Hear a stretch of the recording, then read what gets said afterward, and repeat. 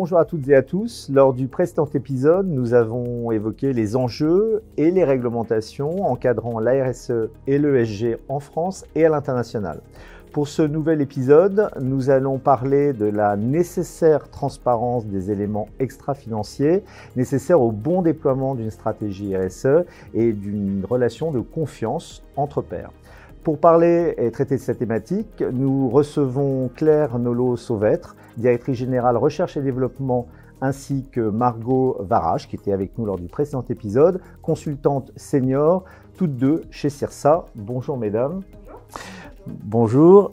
Première question pour vous, Margot. Quels sont les éléments extra-financiers nécessaires à l'évaluation d'une entreprise ?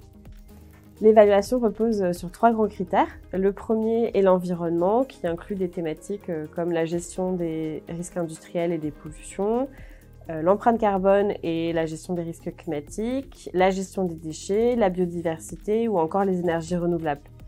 Ensuite, le volet social inclut des critères liés à la santé et sécurité, au bien-être au travail, aux droits humains, à la parité et à la diversité.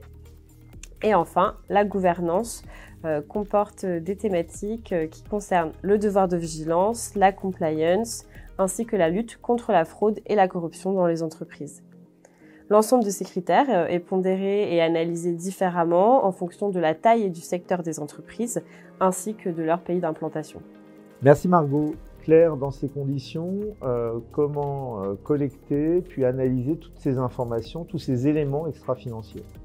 Alors, la collecte se fait à l'appui de plusieurs sources, éventuellement l'exploitation de données publiques, mais surtout la collecte de données déclaratives, d'informations déclaratives, via des questionnaires spécifiques adressés aux entreprises qui peuvent être complétés par la suite par des entretiens avec les équipes internes. De manière générale, il est important de rappeler qu'en matière de RSE, seules les informations pour lesquelles nous avons des éléments de preuve tangibles sont prises en compte. Ces données sont ensuite consolidées, pondérées et analysées en fonction d'une méthodologie d'analyse RSE.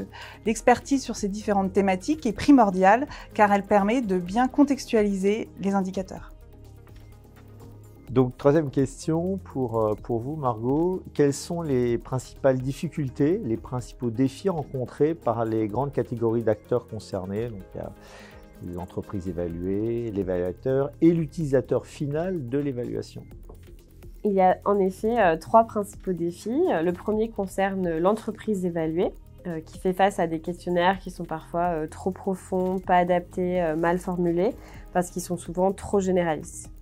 Il faut savoir en effet que les entreprises répondent à différents acteurs qui ont leur propre méthodologie et donc doivent répondre à des questionnaires différents. Le second défi porte sur l'évaluation. En effet, les analystes doivent être experts afin de bien pouvoir comprendre et évaluer ces données. De plus, il peut être difficile d'interpréter des données qui sont souvent peu structurées, qualitatives et non homogènes d'une entreprise à une autre, même dans un même secteur. Enfin, la qualité de l'analyste est un élément clé de la qualité de l'évaluation. Le troisième et dernier défi concerne le destinataire de l'évaluation. La première difficulté porte sur le choix de l'évaluateur face à une hétérogénéité des méthodologies et des tarifs et donc un manque de comparaison et de transparence.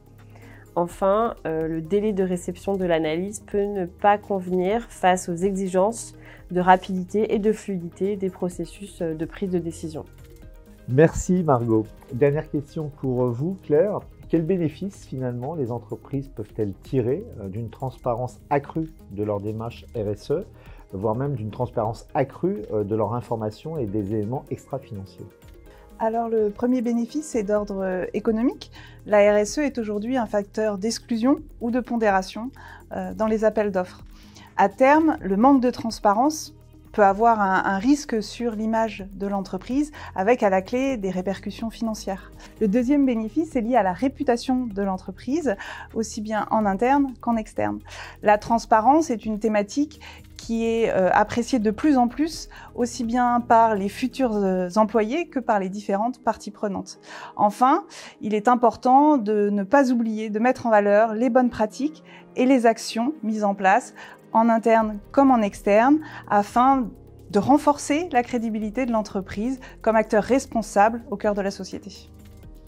Bien, merci mesdames pour cet échange. Donc nous l'avons vu, les éléments extra-financiers ainsi que les sources de collecte sont très divers. Si les obstacles, les difficultés rencontrées par les catégories d'acteurs concernés, à savoir l'entreprise évaluée, l'évaluateur lui-même ainsi que l'utilisateur final de ces évaluations, ces obstacles ne sont pas insurmontables, surtout lorsqu'ils sont naturellement inhérents à l'exercice de ces métiers. C'est à ce titre que le prochain épisode sera dédié au métier et à l'organisation nécessaires pour un bon déploiement d'une stratégie RSE au sein des entreprises.